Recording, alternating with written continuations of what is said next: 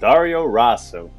Not a very courageous man, but can you really blame him? Would you be prepared to escape a city filled with zombies if you had no idea what you were dealing with without weapons and proper training? I don't think so. Even if he would have tried to escape with Jill, I doubt she could guarantee his safety.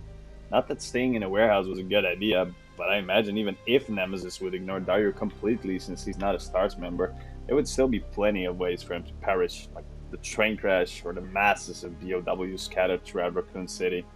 Dario didn't really stand a chance. Keep in mind that this is just my own theory on how his story went down. I know that he appears in the Resident Evil 3 manga, but that's not considered canon as far as I know. In the cutscene, he only mentions his daughter, and in his memo, he also mentions his mother, both which make the manga quite inconsistent.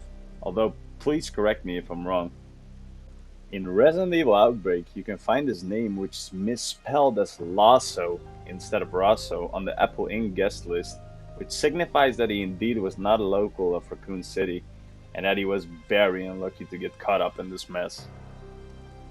I like to think that Dario was rescued from the petrol station by one of the UBCS mercenaries, although Operation Mad Jackal's obviously not canon. It wouldn't really make sense that an unarmed man ran all the way from the station to the warehouse while dodging Cerberus and zombies, unless maybe he was doing a knife-only run.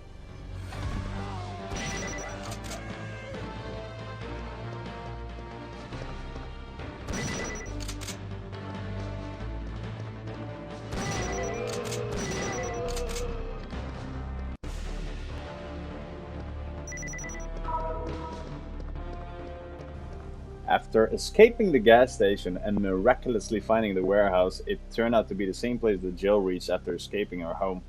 That's when we get the famous intro scene in Resident Evil 3. Okay, we've got to get out of here. What? What do you think you're talking about? I just lost my daughter out there! How dare you tell me to go back outside? I'm sorry about your daughter, but there isn't going to be any rescue. We have to get out of here. No! I'm not going anywhere! I'd rather starve to death in here than be eaten by one of those undead monsters! Now leave me alone!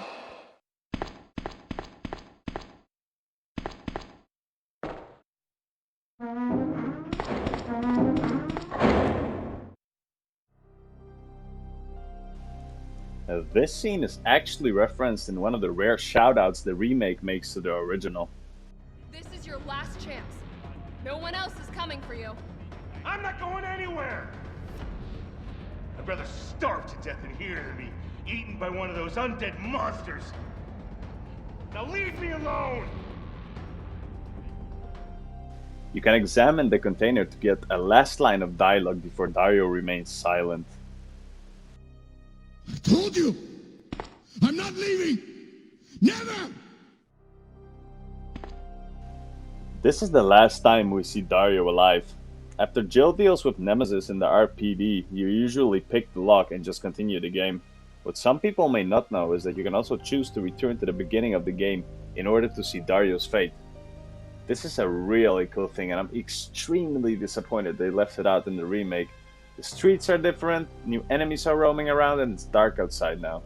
I recommend exploring this for yourself before watching the rest of the video, since it's really interesting to see the changes in scenery. If you enter the warehouse, you immediately hear the sound of zombies having dinner. Dario probably realized that no rescue was coming, and without food and water he wouldn't last long.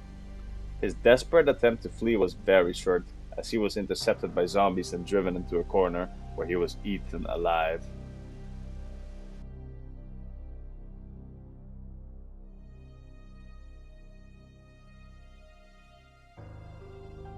After you avenge Dario, you can go to the container he was holed up in to find some gunpowder and his diary.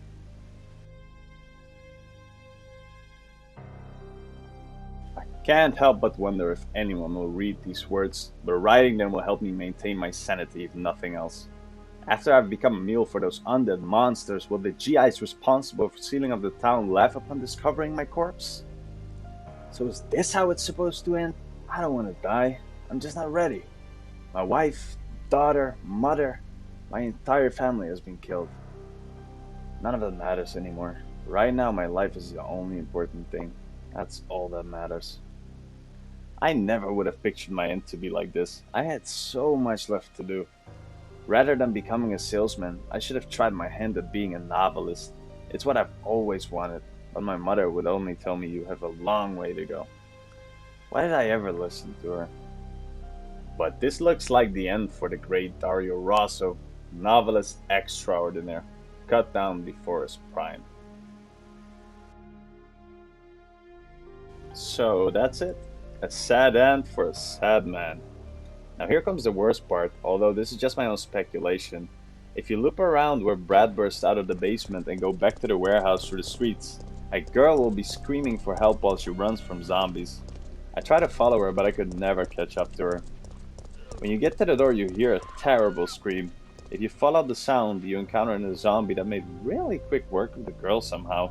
I mean, he killed her in less time than it took you to go through the door, which is a bit weird. If you examine the girl, it only says that she's dead. I think this is actually Dario's daughter, Lucia Rosso. She was so close too, just one door apart from being reunited with her father. By complete accident, I actually found out that you can trigger the sequence at any time in the game as long as you can still return to the warehouse. I was running back to record Dario's death on an old save file when I encountered this. Unfortunately, our fate is always the same. That wraps up this video on Dario Rosso. I really wish we could see more clues on how exactly Dario lost his daughter, and how he made it all the way to the warehouse. Unfortunately, Capcom doesn't give us much to work with, but that does help keep the eeriness surrounding the Raccoon City Outbreak as a whole. Thanks for watching, that's that.